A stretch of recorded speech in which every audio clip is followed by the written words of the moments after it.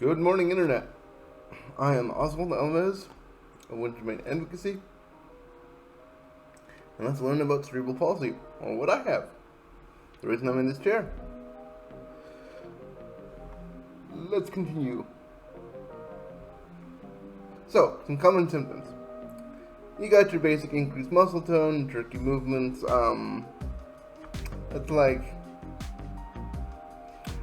it's cerebral palsy is often defined as two big things. Like, these symptoms that you see right now, they're common little smaller symptoms, but like the two big symptoms you see in cerebral palsy are increased muscle tone and tightness, and joint stiffness, overall stiffness.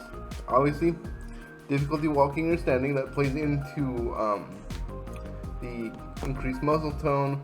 Balance issues. Balance issues are super important because I have massive balance issues. You can't see, but my wheelchair actually has lateral supports to keep me from going one way or the other, because I will.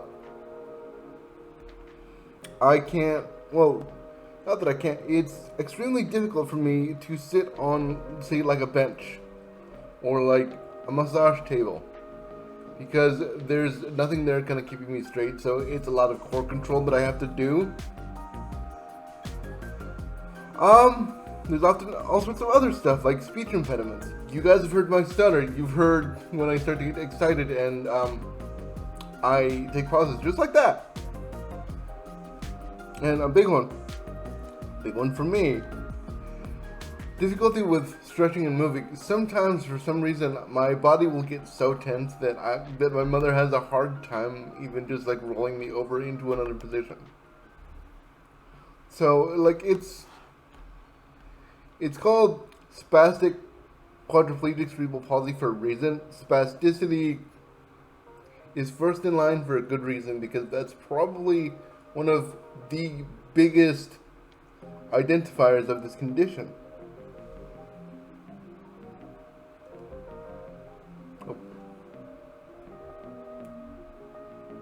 So, there is not really a consistent cause, there's no one root cause for cerebral palsy.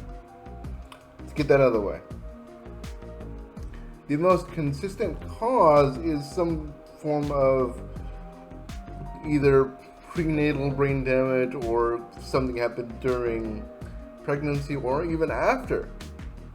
In my case, my mother had complications during her pregnancy with me. Her pregnancy with me was very difficult. The amniotic sac actually ruptured, and I was exposed to direct air, which played a part in my cerebral palsy. The pregnancy was so difficult that my father was faced with the choice of save the child or save your wife, as he tells it, and he told the doctor, you have to basically save them both, please. So the pregnancy with me was not easy for my family. My mother says she would have gone all in on another kid. If my father was the one who was a bit gun shy at that point because of how difficult it had been for my mother. And so that's why they never thought to have another kid after me. But my mother was all in. It was just a very, very difficult, very tough pregnancy. That, yeah. I need to reset those buttons. My cerebral palsy. So I have your basic stiffness and increased muscle tone and all stuff like that.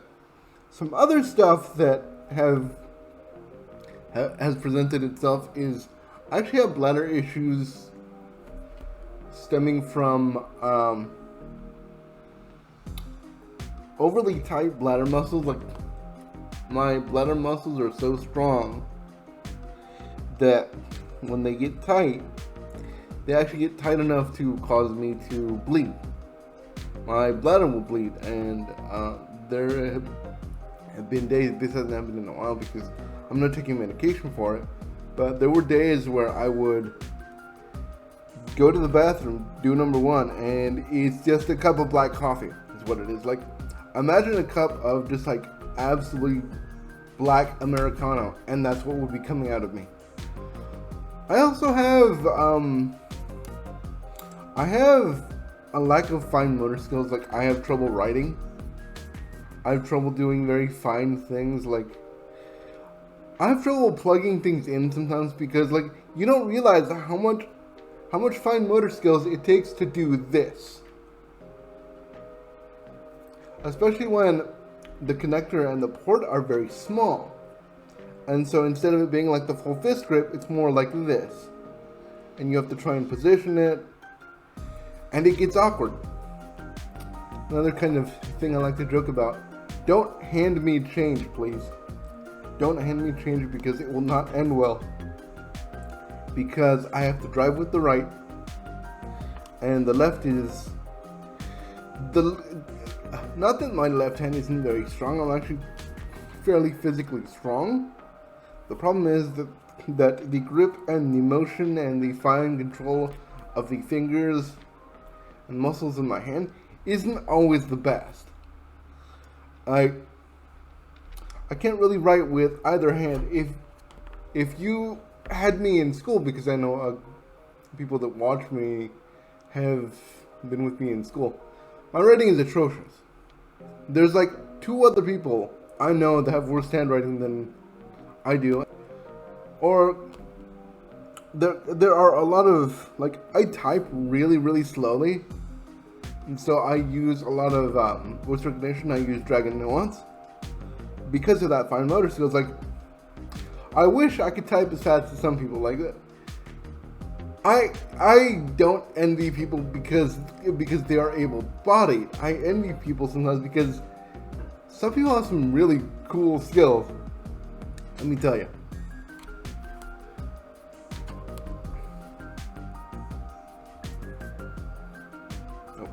Alright, this is important. Listen up.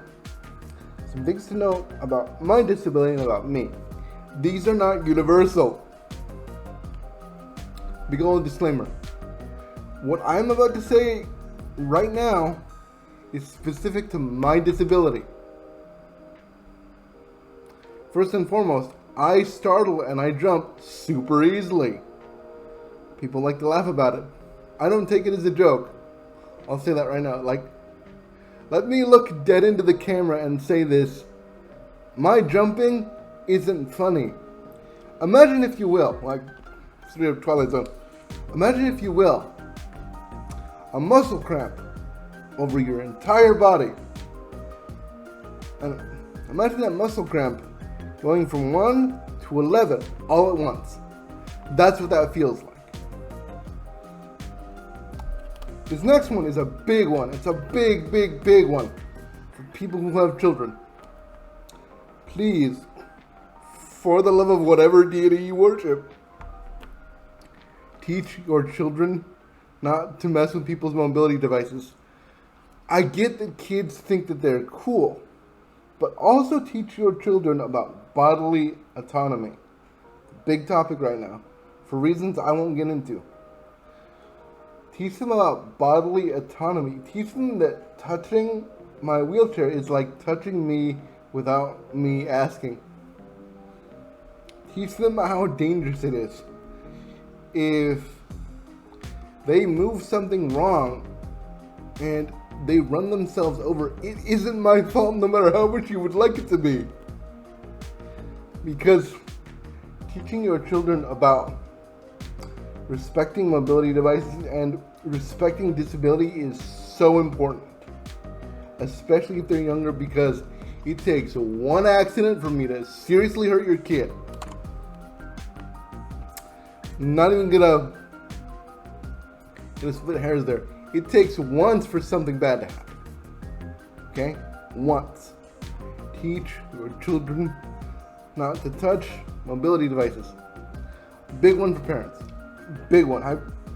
please, I implore you, teach your children about bodily autonomy. Like, if you want your children to know about disability, like, ask me, and you and I can work together on how best to explain that to them, because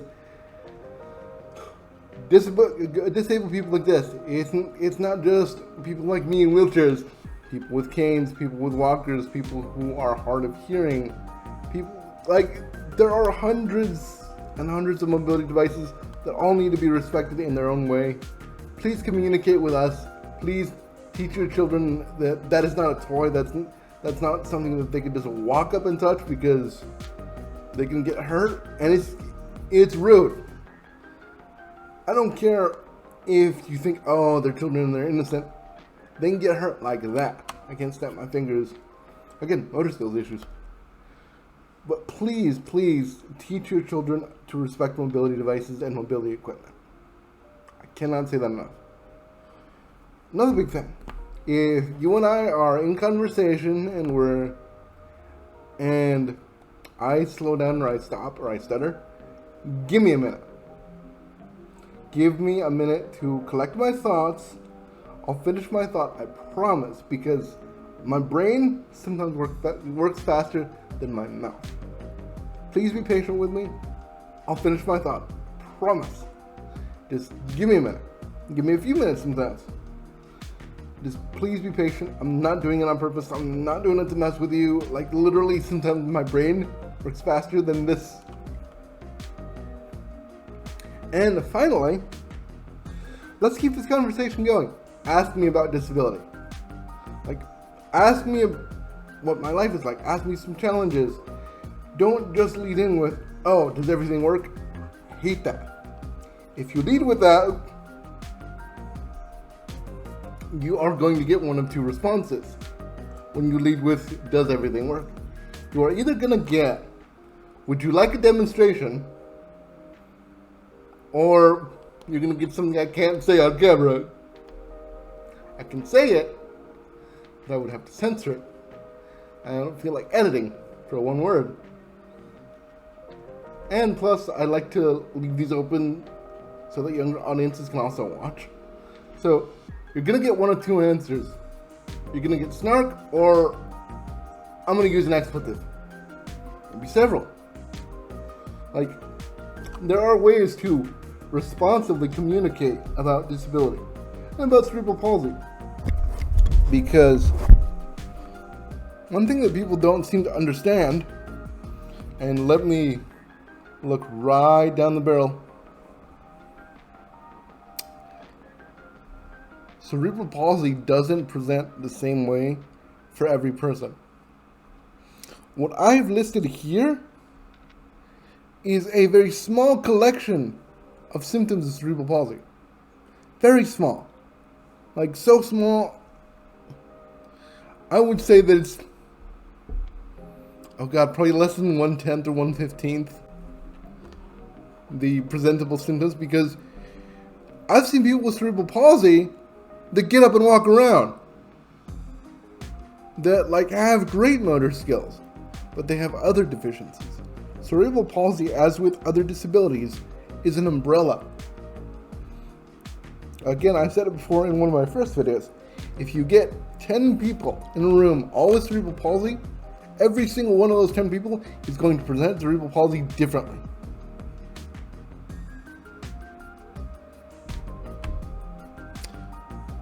And like, that's kind of the purpose for this video, is just like, this is kind of the basics of cerebral palsy.